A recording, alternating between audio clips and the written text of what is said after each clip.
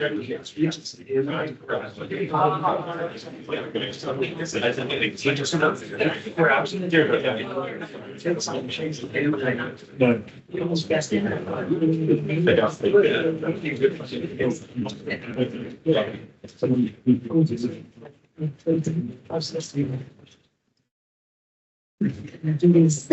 I would like to welcome everybody this evening here to King's in person and also joining us online. My name is Isabel Hartmann. I'm one of the co-editors of Government and Opposition. My colleague Eric Jones sits over there. He's my co-editor, and almost the whole Government and Opposition team is here tonight. So Government and Opposition is an international journal of comparative politics, and it was set up in 1965. So it's our 60th birthday this year, and what a good way to celebrate it. We're published by Cambridge University Press, and we've been wholly online, not online, open access, sorry, since last year.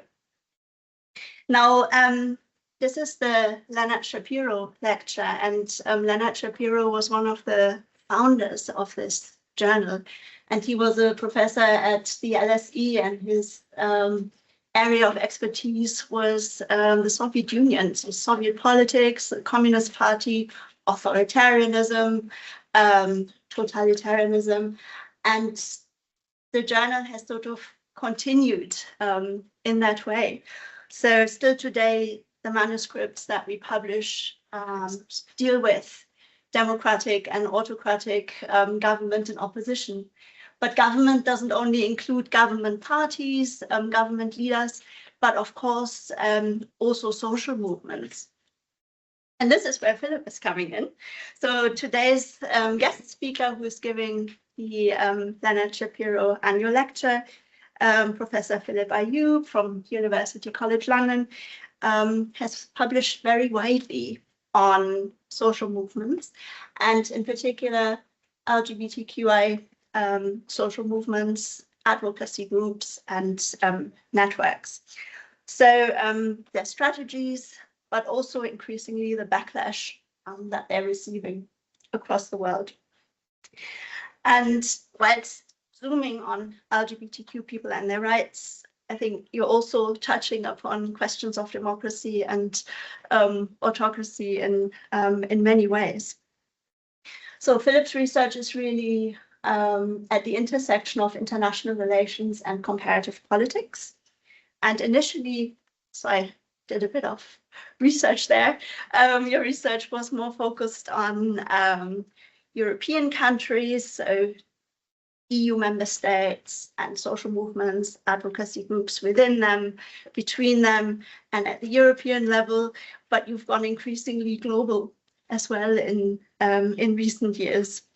Phillip has won many prestigious awards and scholarships in his career already, and has published with very high-ranking journals like Comparative Political Studies and the Journal of Democracy, and soon Government and Opposition, because we're going to publish this lecture, of course. Phillip's recently published book, co-authored with Christina Stöckel, there are some flyers over there, is called The Global Fight Against LGBTI Rights, How Transnational Conservative Networks Target Sexual and Gender Minorities, and that was published with NIU Press in 2024. So today, Phillip will be talking about the topic of Illiberal Times, inclusive strategies, what LGBTQ politics teach us about navigating crisis in human rights. We are so delighted and honored to welcome you here, Phillip. Thank you so much for accepting our invitation. Phillip will speak for about 45 minutes, then there's some time for questions, and then we're gonna have some drinks, and the questions can continue. So thank you.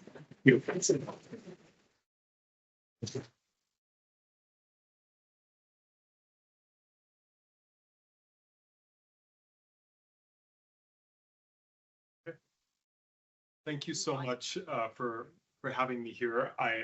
It's a really special honor to get to give the Leonard Schapiro lecture this year, and to be invited. I mean, the illustrious group of folks that have done this lecture in the past is really very humbling to be among them, and also this fantastic journal and the editorial board that has really done important work in shaping debates in political science. It's really very, very special to be here, part of that. And I also really appreciate this invitation, in part because of the topic that I'm going to speak about today, and that there's still a bit of an issue in political science thinking about topics of LGBT people and their rights as somewhat niche or peripheral to the main questions in our field, where I think one of the pitches I'd like to make today is that indeed they do intersect with a lot of very important themes, as Isabel mentioned, at the very heart and core of the discipline. And so the journal making a space or opening a space like this for a lecture on this topic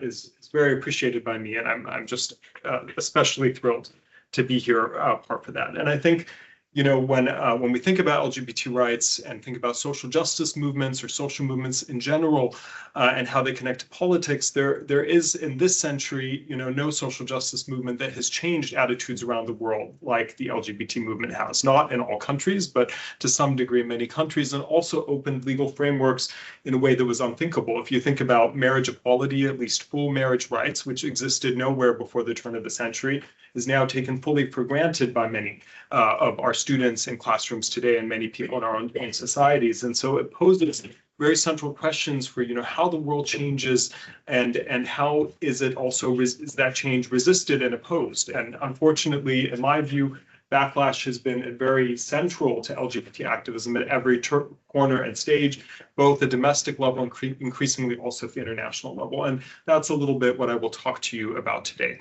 And thinking about Leonard Schapiro, who Isabel already introduced and is very important. I mean, Leonard Schapiro passed away, I believe, 42 years ago this November. So that was, and LGBT politics are featuring in political science, in a much more recent time horizon. But when we think about communist autocracy and also thinking political dissent as a litmus test for this kind of state power, here we do see LGBT people feature also in these kind of politics. Indeed, we can think about countries like LGBT-free zones in Poland, which Tarek Shadu has actually recently published a fantastic paper on. We can think about social movements and NGOs being designated as foreign agents in Russia or Georgia. We could think about the Trump administration's move on so-called gender ideology to snuff out, certain features of our curriculum and political discourse in the United States.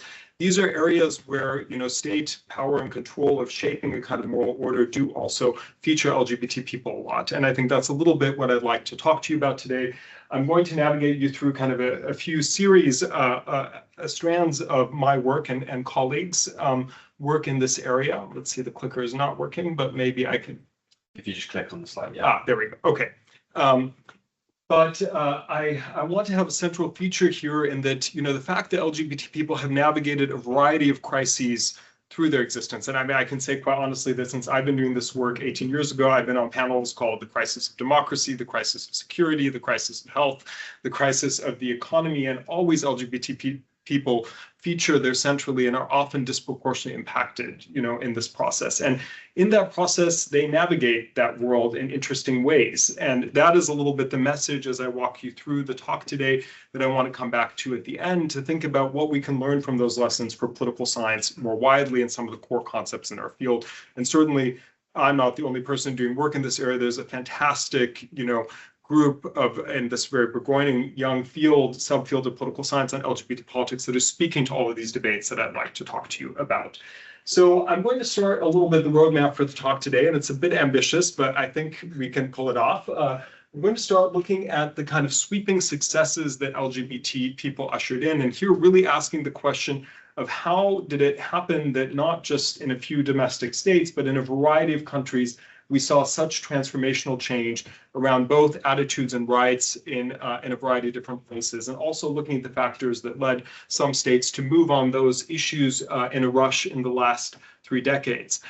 Then I also want to look at backlash, and while backlash has been part of this activism at every stage, what is new about the last 15 years is that it's increasingly also organized in the international space using many of the same tools that human rights advocates have levied themselves. And that's what's really interesting, is that the opposition to LGBT rights have learned a lot from progressive human rights movements and are now using some of those same frameworks to challenge them.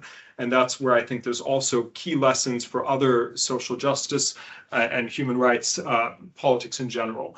And then I want to take you from there to thinking about, how do social justice groups respond to these attacks? And LGBT groups have been responding not just to this crisis, but of human rights, but also a variety of others in times past, and are very agile in navigating these worlds. And I want to take you to a bit of newer work on kind of survey experimental work that looks at the way LGBT movements try to challenge these attacks and the backlash that they're facing, with innovating a little bit in how we might talk about human rights in different spaces. And then I'll close briefly by making trying to summarize what these lessons might be for political science if we think about it. And yeah, I will feature a little bit. The part 1 is a bit my first book, and then part 2 is this book that I wrote with Christina Schöckel before some new co-authored articles that I will introduce in part 3. All right, so my own journey started with this question of LGBT rights expansion. It was a bit more positive, even though when I started my PhD in 2007, I certainly didn't expect a lot of the developments that we would see in the time that I was writing that first book, which I guess was about a decade, which came out in 2016. And that was a time where LGBT rights issues really proliferated in a very surprising way across the world. We had the little research we had in political science on these issues. We were always talking about countries like Sweden or the Netherlands, and these were often the kind of countries that we saw as ripe for getting to have some element of LGBT rights. And that was because they were very secular, they were very rich, they were strong democracies, they had established women's movements, they had strong welfare states. And so that really pinpointed only a few little spots on the globe that got to have LGBT rights. But then we started seeing a variety of other cases, including surprising cases that would emerge that also adopted these rights, whether we think of marriage equality in South Africa to countries around the world that didn't meet some of those criteria. And I use the example of the Irish case a lot in my talks because it inspired me when I was very surprised that Catholic Ireland voted by popular vote in 2015 to introduce marriage equality before many other countries. Or today, the world's leading country on LGBT indices is Malta, another country we might have not thought as like the leader on trans rights and on gay and lesbian rights. So there are interesting kind of surprising cases that would join this club. And this is where, my work, started trying to make an intervention to say there's something international going on here. It's not just that domestically all the systems changed at the same time. And of course, domestic politics is very important for LGBT rights, but there's also something happening in the national system that explains why so many countries adopt certain elements of LGBT rights around the same time. And that thinking was inspired by, a whole bunch of scholars, including ones who are not here on this slide, but I had to think about space in making this. But these were people that at the time, coming out of the 90s and the early 2000s, were thinking about important questions of how does the world change? How do rights diffuse? Who are the agents of that diffusion? What strategies do they use? And also, who are the winners of, the rights that are won? And importantly, especially also with the scholars working on intersectionality, who is accidentally left out of that process when we advocate for groups and try to champion their rights? What are the inequalities that emerge also in those rights articulations? And there was a lot there in work around, from LGBT policy diffusion to contentious politics to trying to understand constructivism, identity of states, that kind of shaped where I was trying to situate this case of LGBT rights into that broader space. And it led to, I think, a pretty straightforward argument at the time, which is that states care about their image in the international community. And here I was thinking a lot about European states, as Isabel pointed out, but that and that there are norms circulating in the international sphere that might champion certain new issues. even very contested ones like LGBT rights, which there was not a global consensus on, but they were starting to emerge in certain, in certain regions as a new kind of standard that states were aspiring to. But I was arguing that for a norm to really have an effect in a certain state, we have to think about its felt intensity in different states, and that its visibility might vary from state to state. And there were then 3 channels that I theorized in that domain that might make states more porous to feeling the effect of that state. So one channel, this is like a social channel, which we could think of the openness of ideas and images that circulate across borders. Some people call that the Will and Grace effect in the 90s, which is not a great TV show, or like definitely subpar TV show in terms of really introducing people to the extent of queer expression, but nonetheless did create a kind of parasocial contact that introduced people to queer people. And these, states vary in the degree to which information flows, international content, queer content goes across borders. There was also political channels that connected states. And so here you can think about states joining international clubs like the European Union, which was the first international organization to have binding international law on LGBT rights, which was an anti-discrimination directive in the Amsterdam Treaty that included workplace discrimination on the basis of sexual orientation. And so these kind of channels, of course, place certain pressure on states that are international. And then there was this third channel that I cared about personally because of the social movement angle, and also because Sid Terrell was one of my advisors who always said that my project was actually about social movements. And that is this channel that I call norm brokers, which is the degree to which social movements in a country are connected in international umbrella advocacy networks or transnational advocacy networks. And for LGBT people, these networks have existed for a very long time. Actually, already in the 1800s, there was the World League for Sexual Reform, which was a Berlin-based group that had a lot of transnational ties.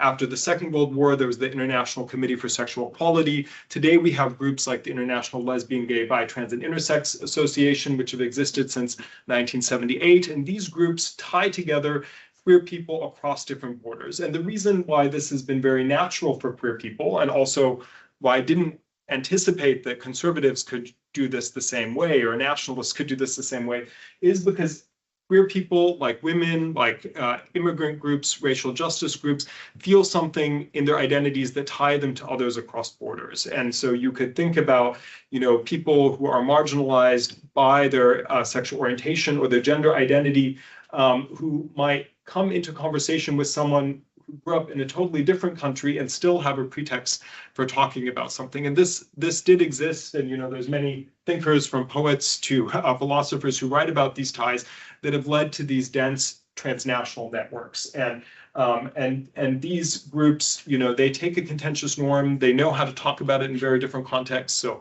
you can have the Poles having a pride parade with the motto of a Bible verse, which wouldn't make sense in Berlin, but nonetheless it makes sense in Poland.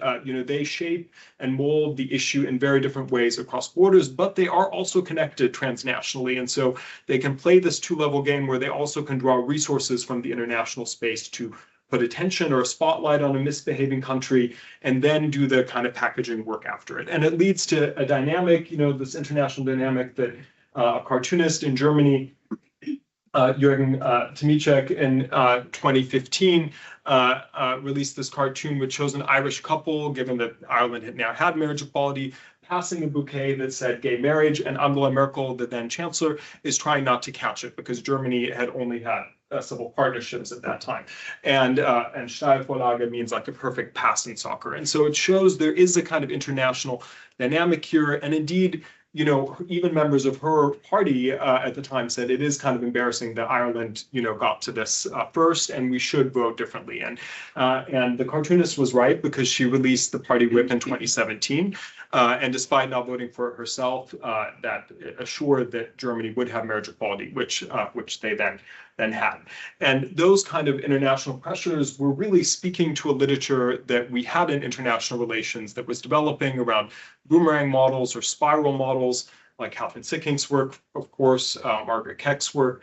And we could see activists using a variety of international venues and spaces, including courts, to kind of push through certain policy issues. And also there was emulation and inspiration, like Louisa Wall, a parliamentarian in New Zealand who had tried to talk about marriage equality there in Parliament many times and gotten nowhere. But then when President Obama said that he changed his mind on the issue, New Zealand did hear the bill and passed it. And actually many countries in the 12 months after Obama evolved on the issue did pass marriage equality. So it's an interesting kind of international dynamic that plays there. And of course, we had some news yesterday with the Court of Justice of the European Union taking another step that the bloc must recognize same-sex partnerships performed elsewhere. Actually kind of special because it was two of I studied a lot kind of interactions between Berlin and Poland in the first book, and it was actually a couple that got married in Berlin that now, and the case was against Poland for not recognizing their marriage. There were earlier cases like this in 2018 against Romania. And this case actually from this week is a really watershed case for what will, the kind of establishing LGBT rights and expanding the purview of the European Union in that space. So, that first part of the talk is hopeful, and I think there is also a lot to be hopeful about, and kind of the power of quote unquote weak groups to change politics substantially in many different places. Yet I think it would be, and even in the first book, it was not celebratory. And actually, my friend Akis, who I met in the postdoc, I was one who I met.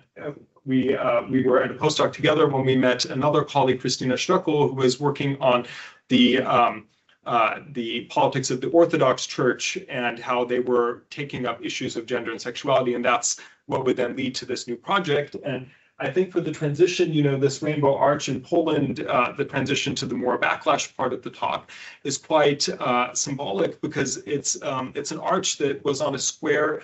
It doesn't exist anymore, but on a beautiful square in Warsaw, and it was burnt down 6 different times, and every time it was also resurrected again. And it's not so easy because it's an artist project with like these little ribbons, and so it is a tedious project, which I think symbolizes a bit the struggle that LGBT activists face, including in this kind of time when we saw changes come with a rush. And this, backlash to LGBT rights movements has been so central, and the reason, the theme of crisis has always been part of this advocacy is because these groups are advocating for more fluid understandings around gender and sexuality, and that fluidity inherent in the claims that they are making often is easy to portray as a threat to the fixity of nation or the fixity of religious identity, or even the fixity of an imagined past of the way things were in the past, that were simpler, and this new fluidity is somehow destabilizing it. And very often, almost everywhere, it's presented as an idea, a form of dissent or opposition that's coming from the outside to destruct something sacred that is in our own domestic space. And so oftentimes domestic sovereignty is used in this language, or the kind of idea of domestic values, which are a threat from LGBT people that never exist in our own space but come from somewhere else. And this cartoon that I came across in my fieldwork in Poland really depicts that, where you see this is a far-right cartoon, and it's being sarcastic here, but it's saying, so they are the Poles, and you see some, regular-looking people waving Polish flags. And then here you see a group led by presumably Anna Grodzka, who at the time was the 3rd ever trans parliamentarian in federal government, elected in 2011 in Poland, holding a flag that says gay is okay. And then it's with a bunch of international symbols, including symbols that depict what were presented by the Polish right as infringing on Polish domestic sovereignty. So you see the EU flag, which does make sense because activists were taking this flag to marches.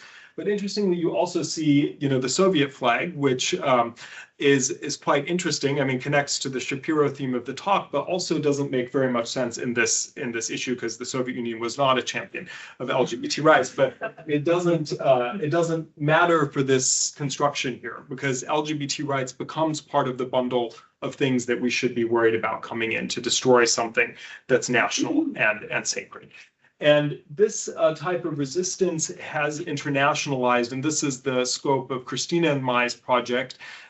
which we became quite concerned about when we were seeing the way that this opposition, which was often very domestic, often led by religious nationalist groups, was starting to transnationalize in an interesting way in about 15 years ago. I mean, these movements had started transnationalizing issues of gender since the 90s, but the focus on LGBT rights started featuring more and more heavily. And Russia was one of the cases that, Christina worked on a lot, where we saw very early articulations of that with the banning of so-called gay propaganda in 2012 and the kind of positioning of the Russian state as a defender of traditional values in the international sphere. And this, transnationalization of these anti-LGBT activists, for us, created an interesting kind of a parallel, because some of it looked similar to what I was studying with LGBT progressive groups. And, one, to just give you a quick snapshot of our field work in 2016, I was at an event called Reclaiming Family Values in Nicosia. And while that might sound like a conservative gathering, it was actually LGBT activists who were there to talk about reclaiming family values. And one of them said, gave an opening speech. She said, we need to learn how to speak their language to take the wind out of their sails. And then it was a whole, multiple days of activists talking about how LGBT people have thought a lot about the family, about rainbow families, chosen families, taking care of children. And it made sense for them to speak more about the family, but they were reacting specifically to a growing threat of this other movement. That same year, Christina was in Tbilisi, and on May 17th, which is the International Day Against Homo, Bi, and Transphobia, in Georgia that year, by decree of the Patriarch, it was a holiday. It was also pronounced a holiday called Family Day. And that day was also the opening of the World Congress of Families conference in Georgia that year. And like my event, there were also groups from around the world there. And one of the speakers that we quote in the book that opened it was a Frenchman who first said that he had 7 children, so a lot of credentials for Family Day, but then went on to say to his audience, he said, excuse me, he was lamenting how France had passed marriage equality a few years before in 2012. And then he said, despite the resistance of the majority of our population, the government legalized gay marriage. My dear Georgian friends, resist the gay agenda that wants to come here and destroy your families. And the event, of course, proceeded to talk about the politics of protecting the family that featured tremendously LGBTI people as the threat to that effort. And so in that project, we were asking, what do these oppositions to LGBT right, well, we were noticing that these oppositions used many of these same transnational tools that garnered LGBT people their rights, even in very different ways. And they also conformed in part to the spiral models and boomerang models that we were thinking about in political science, but usually for progressive groups. And so we wanted to really understand, what does that do? And we have this metaphor of a double helix, which I'll introduce to you in a moment, to say that it reshapes a bit of how human rights activism work when people who are trying to unravel human rights are more and more using some of the human rights frameworks that we have in world politics. And we argued that these resistances to LGBT rights, they unite a very interesting mix of ideologically and geographically scattered folks together, and they come around, or they're brought together around perceived threats that always have to do with gender. So whether it's the threat of communism or demographic decline or nativist panic or secularism, LGBT people and women's rights feature very, very centrally in these articulations. And their existence, even though we have wonderful research from many colleagues that charts their existence, it does still provoke a lot of puzzles for how we thought about political science not long ago. And I think the feminist and queer scholars really saw some of the, maybe foresaw some of the world that we live in right now a little bit earlier by being confronted with these movements very on. And the puzzles that they provoke is one that, and we're certainly not the first people to say this, but that, of course, transnational politics is not just the domain of progressive movements. You can have conservative movements using these same spaces, which we really perceived as kind of the good human rights folks that used the international sphere not long ago. Next, they do signal that the optimism that we had around post-material modernity and cosmopolitan secularism is, maybe challenged by the presence of these groups. And then for me, very importantly, they also showed that nationalism is not as much of an impediment to cross-border mobility as we might expect. I mean, it feels like an oxymoron to have transnational nationalists getting together because a lot of them do have very nationalist ideology. And this is an error that I think I had in my early work too, that I just couldn't, and I think it's still right in the sense that LGBT groups and women's groups can cross borders still much easier, but it is interesting to see this kind of mobility. And then from Christina's world in the sociology of religion, they also challenge the idea that the distinctiveness of varied faiths could be an impediment to the kind of conservative ecumenism that we see here now. So there's a lot of, there are a lot of surprises that we see here. So if there is another kind of boomerang or spiral in the world that is opposing the rights of LGBT groups, what does this mean for how human rights advocacy works? And here we want to produce this metaphor of a double helix, which, it's a loose metaphor and we can talk about it in the Q&A, but we were thinking about, what happens when you have like a parallel spiral or a double, like two spirals happening at the same time. And indeed it does, that would challenge many of the original ideas of the spiral model, because that model, you would have more progressive groups working in the international space. There would be a misbehaving state or country that you would target, and then that state might be in denial, and then the advocacy groups and IOs would convince that state that or persuade it maybe to adopt some human right norm. But we are arguing here that if you have two spirals, you're not just meeting your opposition when the progressive groups interact with the state, you're also meeting them at the international level, at the domestic level, and the local level. And that means it creates a space for interaction between progressive and regressive movements that bring them into conversation. And a double helix, has depth to it, which is the kind of that space for interaction that we want to highlight in the talk. And that would mean, for example, that, I actually noticing that you might not be seeing all of my slide, but I'll try to explain it. That would mean, that these groups are learning from each other in part. So anti-LGBT groups are now talking much more about human rights than they talked about before. In fact, often they did not like human rights frameworks at all.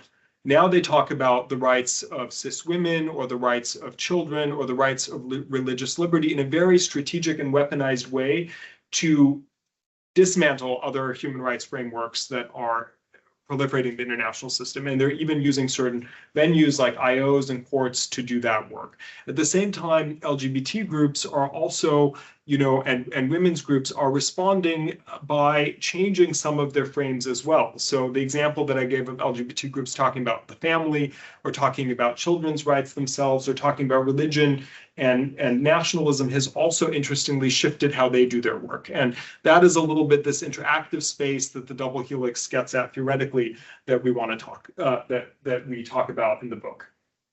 And the book spends a lot of time on this anti-LGBT movement, which we call the moral conservative movement, before trying to rescue the word moral at the end of the book. But it looks at a lot of different actors. I mean, the one actor we spend the most time with is the International Organization for the Family. This is a group led by Brian Brown, who used to run the National Organization for Marriage, that was a group that was trying to oppose marriage equality in the US. And now has set its sights internationally where those battles are more winnable. They organize these annual World Congress of Families events. There's a variety of other groups like Citizen Go, which is a bit of a copy of like Abbas or MoveOn.org, which are these more, I would guess, progressive groups. Citizen Go is a digital transnational advocacy group founded in Spain. It has 12 million users and maybe more now actually, but had 12 million users and translates into 16 different languages. So when you get a petition for a government about some issue, it will then pop up, like a drag queen story hour bill in Florida will also emerge in Brazil or Bavaria, in part because they force governments to talk about these issues by spreading them digitally. And then you have other groups like the Latin American group, the Political Network for Values, which is a kind of incubator for far-right politicians to learn how to weaponize LGBT rights in order to win campaigns in autocracies and backsliding democracies. So these groups, are well connected, and I don't want to like take up too much time on them, but what it does, it really complicates part of this world as like that we might imagine as LGBT friendly or not. And you can see here in this map, this is during the Obama era. These are voting patterns for conservative anti-LGBT resolutions at the UN. So the red countries here are doing the more progressive, pro-LGBT vote.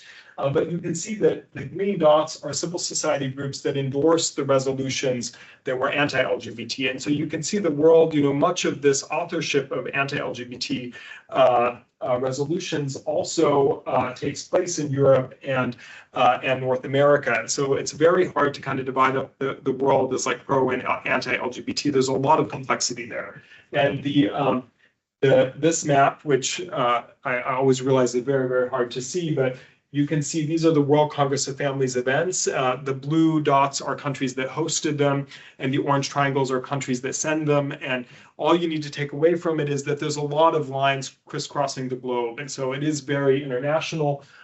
These are events in Europe, for example, and some of these, like at the Italian one, Giorgia Meloni and Salvini were both there as well.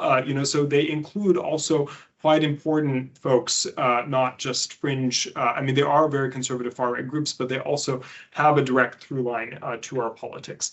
And these are just network analyses of the main kind of normal entrepreneur groups and people. And all I want to just in my brief time show you here is how international it is. So like the most frequent groups in these networks span from the United States to Nigeria, Venezuela, Spain, Canada, Russia. The same for the main people involved are very, very international in their profile. And what they talk about at these events it have a lot to do with this idea of so-called gender ideology, which my colleagues David Paternot and Roman Couar defined as an ideological matrix of unwanted social reforms, namely sexual and reproductive rights, same-sex marriage and adoption, new reproductive technologies, sex education, gender mainstreaming, and increasingly very centrally also a focus on trans inclusion. And this, this understanding of gender ideology has been picked up in our political landscape and discourse in many ways. And I could update this slide every week for you, but we had some of the Trump administration resolutions use the language very centrally, and these are executive orders from January this year. Later this year, we had the ban on Pride in Budapest, which was also banned for to protect children. We also had we've had many examples of classifying LGBT civil society groups as foreign agents or extremist organizations in order to ban their work in different countries.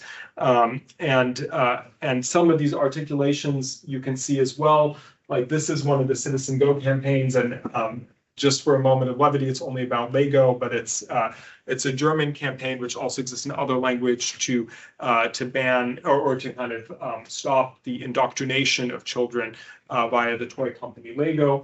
But you also see other articulations of this gender ideology that really fit this kind of mimicry and learning in the double helix. So one thing that we thought was really interesting that came up in interviews was really kind of an admiration for what LGBT groups had accomplished. And the rainbow flag came up a lot, like, oh, these groups even have a flag that everyone knows what a rainbow flag means now, and so we also need to have a flag. And so the output of that is this either called the natural families or heterosexual pride flag, which you can get in like different languages and pink or blue, and that's like a symbol to show like you could put in your storefront window or something, or at least that's how these groups envisioned it. So there is this kind of a learning and sharing there. And so that leaves us in kind of an interesting space for human rights. It's in kind of entanglement between groups that, I don't like having spent a lot of time with LGBT organizations. This is not an entanglement they want to be in. It's not really welcomed equally on both sides. And obviously their politics are about very different ends, but nonetheless, they find themselves in this interesting dance of having to confront each other and think about constantly about new ways of how to talk about human rights. And since I became quite tired of the topic of working on anti-LGBT movements, and I guess Christina, I finished with that in the pandemic, so it's been a few years. I've went back to working with LGBT organizers, and there's I just want to introduce with my remaining time a little bit about the ways that these groups are responding to these kind of organizations. And the responses are very interesting in that, and really contested also in how these groups are navigating this new terrain, in that they really are wanting to maintain some of the universal human rights language that brought them a lot of successes, but they also recognize that these master frames, that worked everywhere, or, President Obama going to Kenya and saying we should have LGBT rights, that also provokes a lot of backlash and feeds into this foreign import kind of frame.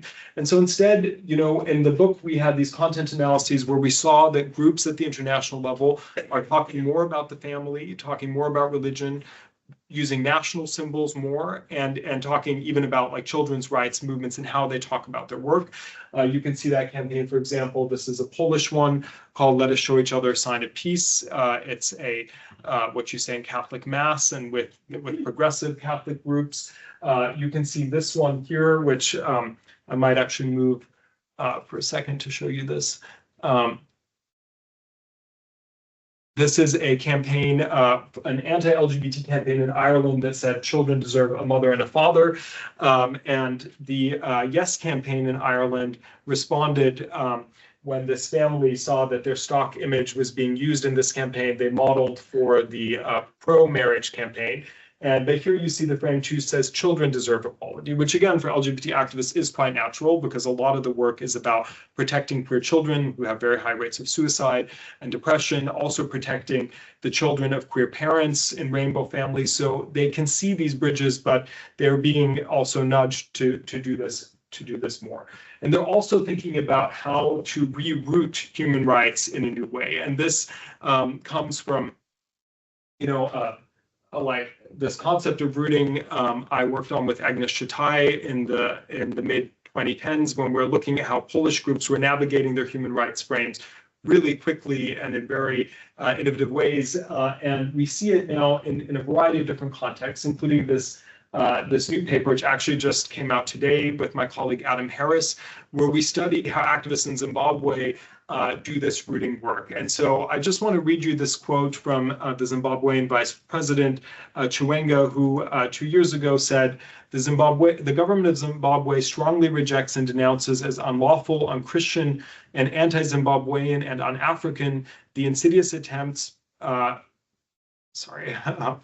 foreign interests to entice, lure, and recruit Zimbabwe students into LGBT activities and malpractices, being promoted and cultivated by decadent societies with whom we share no moral or cultural affinities. Zimbabwe is a sovereign African state. And so here you see a very standard message, which you can find in lots of countries, also outside of Zimbabwe, about how LGBT people are coming in to erode something domestic and sovereign. And so we wanted to understand how activists are combating those frames there. And we learned from activists and focus groups, and then also tested with survey experiments how some of these new frames work. And then our dependent variable that we were interested in was do attitudes towards LGBT people improve when we use these frames that are more rooted? And again, rooted frames, drawing a lot also from Sally Mary's work on vernacularization, are frames that borrow from international human rights frames, but also localize actively to make sure to speak in more indigenous national languages and scrap some of the kind of foreign example frames that were very commonly used.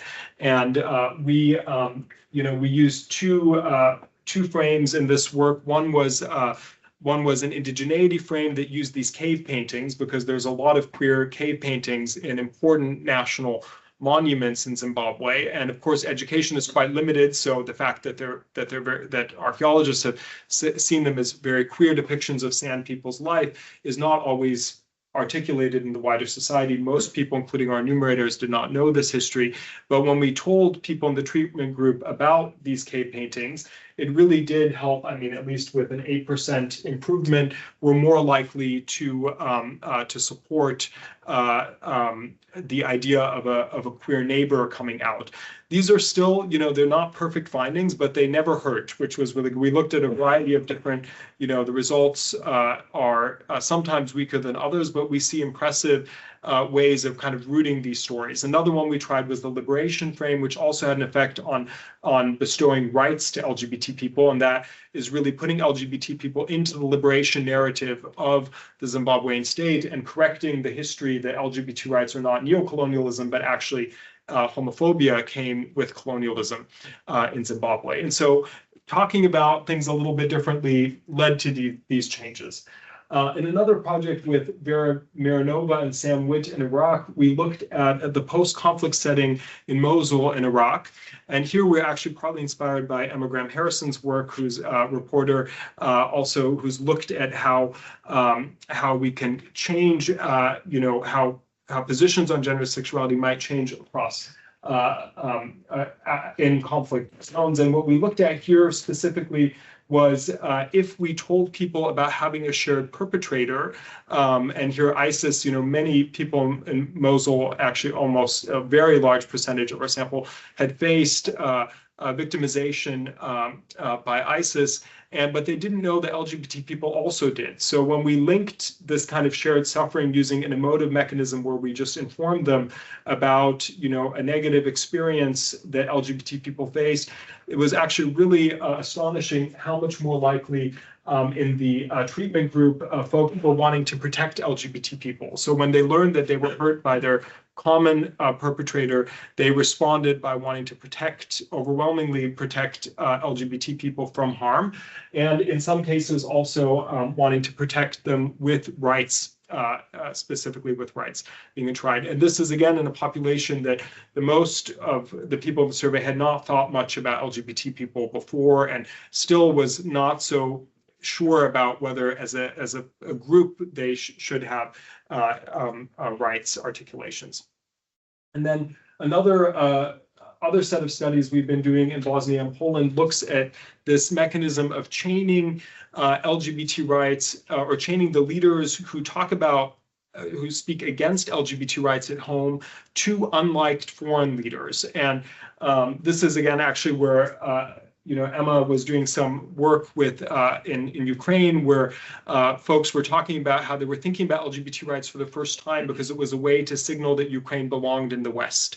And indeed, Ukraine could hardly pass an anti-discrimination directive in 2014, which was a requirement for visa liberalization with the EU. And now we see attitudes have really ticked up in Ukraine in favor of LGBT rights. There must be some minor silver lining of the tragedy that's there. And so we tried to do that with frames by thinking about, connecting Vladimir Putin's anti-LGBT language and showing people that their own leaders use the same argument. So anti-LGBT ideology in Poland sounds very similar to what Putin has said in his justification for the Ukraine war. And when we tell people about that, we see that actually support for their anti-LGBT leaders goes down, and also support for LGBT rights goes up when they realize that the Ukraine war is justified with that. So these are all things that activists are actually doing in different degrees. There's contestation around these frames. Not all activists agree that this is the way to go about it, but we're trying to show empirically that there's some connection here. And I just want to end now, and I really should end. Sorry, this is a very long, I'm realizing very long talk to put you all through, but I just want to think about how these kind of lessons from LGBT people navigating this very tense and difficult reality that they find themselves in might have certain lessons for political science more generally. And I think this goes to a lot of work, including the students coming out of King's. There's Stuart Turnbull Dugarte is doing fantastic work in this domain, was a PhD student here not long ago. And there's, of course, exciting work on LGBT rights happening in this department with Isabel's work and Jesse and others here. That's very, very exciting, that speak to, core concepts in political science using LGBT people as a case. And I think that this is really something that we have to think about as political scientists, because the field went a good century without ever talking about LGBT people. We actually appear almost not at all in any journal until the late 2000s, or at least any top journal. And Jen Piscopo just did a study on featuring of women and LGBT people in research. And in 7 years, from I think 2017 to 2023, in the top 6 journals in political science, there were only 12 full research articles that featured any dimension of LGBT people's lives. That's 0.04% of over 3,000 pieces. And yet what LGBT scholars are writing about and what they think about are really very interestingly connected to core concepts in political science, whether nationalism or religion or human rights, how they change, how public opinion changes, how social movements can be successful or not. There's a lot of nuggets of very interesting material here in what is happening. And, you know, COVID, every journal had a special issue on the COVID health crisis, which is well-deserved and needed to be there.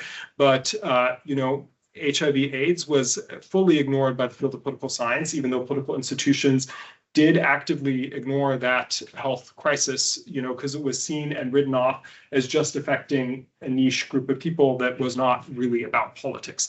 But of course, you know, for better or worse, LGBT people are central in a lot of politics. That is, whether Vladimir Putin is justifying the invasion of Ukraine because of gay pride parades and protecting it from that, or whether the Israeli state is using LGBT rights to justify their assault on Gaza in a very different way, but also one that we have to think about in a tragic way politically, the way LGBT rights are used and weaponized. There's so many examples of how LGBT people's experience navigating these politics teaches us something bigger about the political reality that we live in.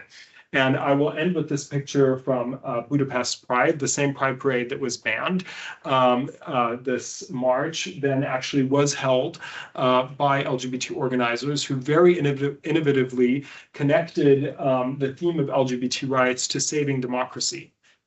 This banned event, which was the state, and here again we can think a lot also about Leonard Shapiro's work, that the state was going to use surveillance cameras and fines to keep people from the street. It turned out between 250 and 400,000 people, depending on estimates. It was the largest event, protest event since the early 90s in Hungary.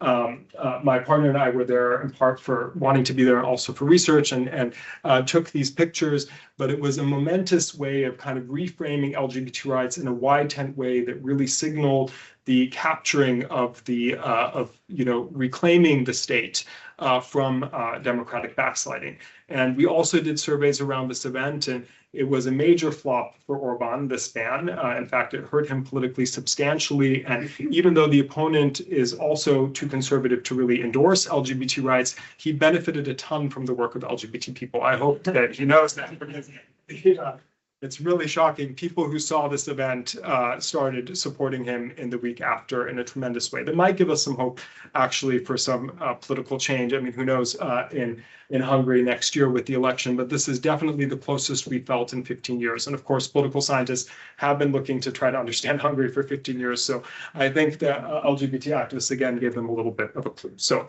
I will stop there. Thank you so much.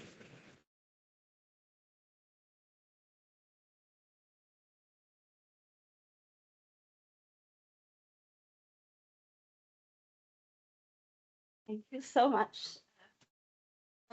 We're going to have a few questions from the audience now. Kai, just in terms of the acoustics, can the microphone pick it up? Or it would be good if you can kind of maybe come towards the microphone to ask your question, obviously, if you can. Because then our audience... You could summarize them, maybe. Yeah. Yeah. Summarize them. Questions? Yes, please. Where I from? Yeah. Or I can repeat it. Okay. Thank you so much for your intervention. It was amazing, and thank you so much for quoting Meloni and Salvini, because as you can notice from my accent, I'm from Italy, so I can totally get what you're talking about. I was asking you if you have framed your work also on Wendy Brown's idea of liberalism and backlashes of the white cisgender men that feel like attacked from the LGBTQ plus people and movements, of course, or is this something like it's maybe more philosophical or theoretical, but it's something you also talk about that. So thank you so much for your intervention here. Great, thank you. you want to quickly say? Yes, Yeah. I can read it. So I think the question, if I understood it right, and thank you for the question, is to think about maybe how also the feeling of threat among certain segments of society, like white cisgender men that might feel threatened. And indeed, there is a lot of research on masculinities that does show that there is a feeling, what sometimes when marginalized groups' rights expand a little bit, even if they don't really take down the dominance of other groups, they can somehow feel as if they're getting too much or getting special rights or destabilizing their power. And it is destabilizing to some degree. I think there's a long way to go before white cisgendered men, are no longer dominant. And I should have also noted, even in LGBT activism, we have a lot of inequities in activism, and upper middle class white cisgendered gay men also play a much larger role in organizing sometimes than they should. And there's active debates on how to create a more inclusive space also within LGBT organizing, because it leaves behind, queer people of color, trans people, et cetera. And so I do think these masculinities and a patriarchy more general play a very big role in this research and make, even very simple rights claims that are not taking away rights or threatening in any real kind of way seem very scary for societies. Even though all the research we have, whether it comes to economic might, even for white cisgender men, actually more inclusive society seems to be correlated with LGBT successes. So it's kind of more fantasy, but it does mobilize strong reactions. I hope that answers your question. Yes. I was wondering, in the UK, we have a party for Reform UK. We have a plan to enact legislation where they ban transgender ideology from school. What are your thoughts on that in relation to extending LGBTQ plus rights? Thank you so much for the question. So the question here was about reforms, rhetoric around banning trans education in schools and just the rhetoric on gender ideology in general. And so my thoughts on that are very concerned about this rhetoric. It is not surprising to me because it sounds a lot like rhetoric that we see in other countries. A lot of politicians are learning from each other, and this turn with the focus on kind of attacking trans rights specifically after gay and lesbian people seem to be more established in some rights in certain states, it became more politically opportune to attack trans people's rights. And we see that in a very concerning pattern in the United States, for example, but also a variety of West European countries. And the UK plays an outsized role in some of this language, with parties not just reform, even the Labour Party can't pass conversion practices ban, which we were at an event last year with Annalise Dodds thinking that was going to come because of transphobia in a variety of parties. So reform is obviously using this as a political tool. It's a very similar language, the way they talk about trans people's rights that we had against gay and lesbian people during Section 28 or others, that, this portrayal of trans people as a threat to other people's rights in society. I personally have never met like anti-feminist trans people's organizing in LGBT. I don't see where this construction is coming from, but it is used by a variety of right-wing actors. And it comes, interestingly, a lot from the playbook of the anti-gender movements that I was presenting you today. They really innovated around this gender ideology threat. And it is sad for me, including that a little bit with, not a lot, but we see that in some even LGB organizing that there is an attempt to sever trans people's rights from the language. That is not a widely shared position, I think, in LGBT organizing, but here there's a group called LGBT Alliance, that is positioning itself as an anti-trans, but or a trans-exclusive LGBT group. That's really ironic to me to think that they're taking that language from the very groups that also have done so much to attack their rights and so much to attack women's rights. These groups that I presented in part 2 have a really toxic anti-gender, a holistic anti-gender platform that really questions women's roles in society and LGBT people holistically. So it is an opportune time for us, I think, to maintain in solidarity. That would be my reaction to Reform UK. So, yes,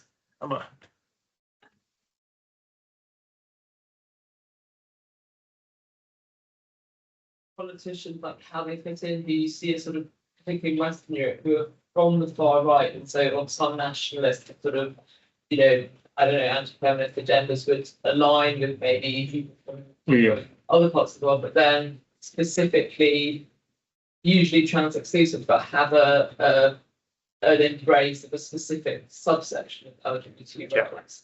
Like, how does that fit into the whole? Great. That's a wonderful question. So this question is like this interesting phenomena, which we refer to as homonationalism in the literature, which looks at how, some subset of the far right even can attack, can use the rights of a very specific type of LG, gay and lesbian person, sometimes bi person, while limiting the rights of others, whether it be trans people or migrants, et cetera, and what the key actors are there. And so this phenomenon of homonationalism, it appeared earliest, I think, in the Netherlands, where we saw with Pim Fortuyn's election campaign in the early 2000s, who was a gay right-wing politician, but has since expanded in a variety of ways. So you can see Alice Weidl's role as co-chair of the AfD in Germany, for example, who is an out lesbian woman, but talks about her politics as motivated by, she says that she wants to protect German, normal gay and lesbian people from immigrants who she perceives to be threatening to them. So the way homonationalism works is that when you get some rights for queer people, then they will, those rights can be used and weaponized as part of other imperial projects in the state. And that's at least Jesper Pour's thinking on it. So the idea is that once we become part of the nation, comes with a risk of also being part of a gamut of other things like racist politics or like anti-immigrant politics. And so like femonationalism as well, we can see then LGBT people's rights be used as a way to justify, like, keep migrants out, and then you have a far-right platform that works. It's not working everywhere. I mean, this is still, we see elements of it in Trumpism sometimes, like he did have that Trump Pride where he sent Tiffany Trump around the country to garner the gay vote, which didn't really work. But there are elements of that too. He has a lot of gay men in his administration, like Rick Grenell, who is also textbook kind of homonationalist. We see that floating with other far right parties in Western Europe as well, where there is an opening to some kind of LGBT people, but then really read the most kind of nationally coded nativist LGBT people that you could imagine, and saying that we protect those people's rights. The irony, though, is that their policy platform often doesn't even protect those LGBT people. Very often they're actually opposed to a whole gamut of things, including their relationship recognition and other things, while giving them some minor lip service. So it's an interesting phenomena, but it is a very serious one of, I guess, a negative outgrowth of some of the rights that we have won has been this strange phenomena of homonationalism. And it does appeal to some voters. There's interesting research now happening on where LGBT voters are actually swayed by these arguments, and it varies a lot across countries, but it is a growing way for the right to win back some LGBT support. Yes.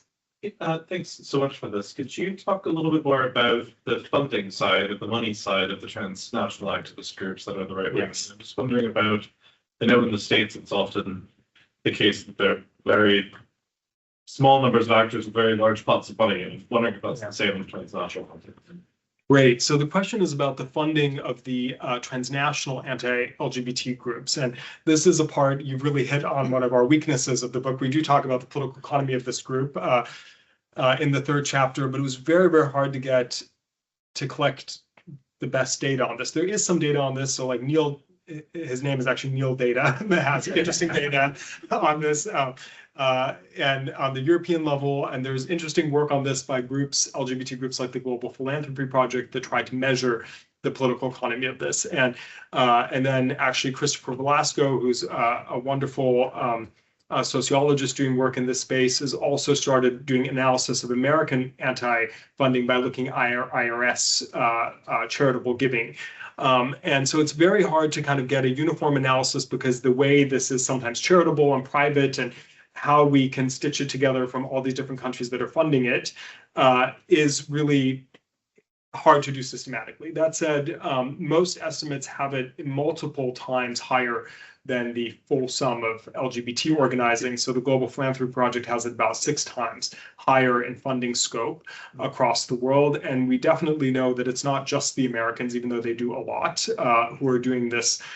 There's a lot of money coming from Western Europe, from Eastern Europe, from around the world that is also funding this activism. And it just seems to be a huge factor. And I can't give you the numbers with much accuracy, and we skirt trying to say something definitive ourselves because it was really hard to map that. But I think there is more interesting work that will be coming out in this space on precisely that very important question. And it is a large amount of money, and it comes from a variety of different quarters of the world. Yes. Yes, thanks for the fantastic talk. And one thought during the talk, I was wondering if you could say something about this. And this, the fact it seems quite easy at the moment for political parties, even for progressive parties, to kind of drop LGBT rights as a topic, not progress or to even turn things back. And given everything you talked about, kind of, LGBT people are a large group, 8 to 10% of the population. They're very well organized. So why is it so easy to do it? Why is it so apparently so easy? Try to do something similar to farmers, or many other groups. So why aren't we better? Keeping that from happening? I think we're taken for granted a little bit as a voting bloc. LGBT people have remained a left voting bloc in many countries. I mean, there's interesting research from folks, including in this room, that will have also more to say on these voting patterns. But I think the gamble has been, at least the way we've seen in some recent elections, is that LGBT voters will be so appalled by the alternative that they'll stay with us. And so we can just tone it down. The same way that businesses have, scraped the pride funding and rainbow flags since, because we're now in this new political milieu of no longer doing that. Or it's not as cool as it was a few years ago to do that. But I think it's a risky gamble. And I think in part because of homonationalism and other currents, political parties should be attuned to this debate. LGBT people, like you say, have tipped elections in a variety of contests and very important ones. That would be a big gamble, I think, to lose them out. But they're very politically engaged. They do turn out, and I think the bet is just that they'll keep doing it. I mean, with the Harris campaign, which comes to mind, Trump really politicized trans issues. It was the third most issue that they talked about, which was a bit surprising since I don't think it was a political concern that Americans share as a social problem to that degree. But the Republican Party has been talking about it, and one of his main campaign ads was "Kamala is for they, them, and I'm for you," and the Harris campaign actually said very little about LGBT people for the whole campaign. I think that was a mistake. It felt inauthentic. It demobilized a lot of people. I think the idea that everyone would still turn out as enthusiastically when you're talking to students on different campuses, I think that campaign made a mistake with a few different issues, and that being one that they should have forcefully and I mean, your work obviously would suggest this, I think, as well, that they should have stuck to their guns on the issue and challenged that discourse. But instead, there was a lot of silence. And that, I think, is a big problem. I mean, there's a lot of experts in the room on British politics that know much more about this than me, but I feel also quite a bit of silence from the Labour Party, where on issues that, the UK really championed itself, it dropped on the list on that ILGA map, from one of the strongest defenders of LGBT rights in the world, over 20 places. So that is a really serious concern. And the British left, aside from the Green Party, which is surging, they are talking more authentically about these issues. So.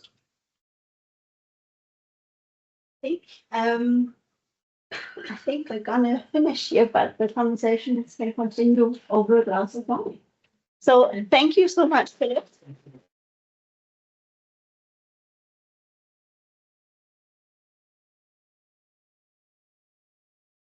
Very much.